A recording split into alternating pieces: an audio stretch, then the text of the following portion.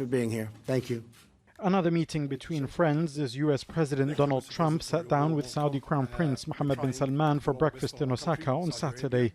The two leaders demonstrating just how fond they are of each other. With you, Mr. President, we did a lot of great achievement in the political side, security side, military side, and economical side, especially. It's been never done before.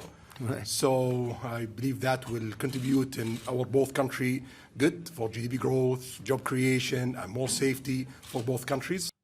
Trump, who has consistently been asked by US politicians to sanction Saudis implicated in the murder of journalist Jamal Khashoggi, tried to focus attention on other issues instead.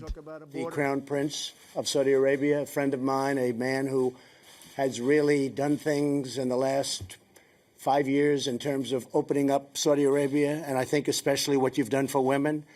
I'm seeing what's happening. It's like a revolution in a very positive way. Journalists, however, insisted on raising the issue of their murdered colleague. Each time they did, though, Trump ignored them. Thank you all very much. Appreciate it.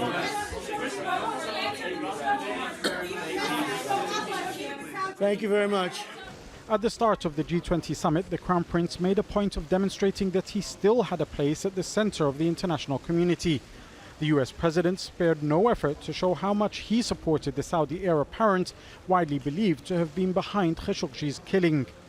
A recent UN report laid blame for the Khashoggi murder with the Saudi state and called for an investigation of involvement at the highest level. Despite both US and Saudi attempts to ignore last October's murder in Istanbul, Turkey's President Recep Tayyip Erdogan raised the case at a media conference during the summit, insisting that the international community has a duty to bring those responsible to account. They don't need to look elsewhere for the perpetrator. In fact, there are the lies that the former foreign minister said and the lies they made MBS say. It's so clear. What else should I say?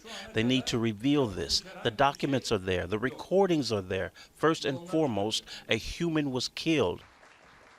Asked again later in the day, and President Trump this time chose not to ignore the question, saying he had faith in Saudi Arabia's criminal justice system. Did you raise the killing of Jamal Khashoggi with him, and what was the response? I asked him what was happening, and he was telling me that, I think he said 13, but it could be more, and I think he said more in the works, that there are large numbers of people being prosecuted. He's very angry about it. He's very unhappy about it.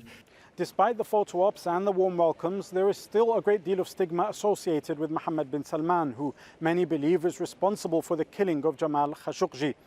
Unless an international investigation is carried out, questions will continue to be asked, especially who gave the order to murder the journalist and what happened to his corpse. Jamal Elshayyal, Al Jazeera, Osaka.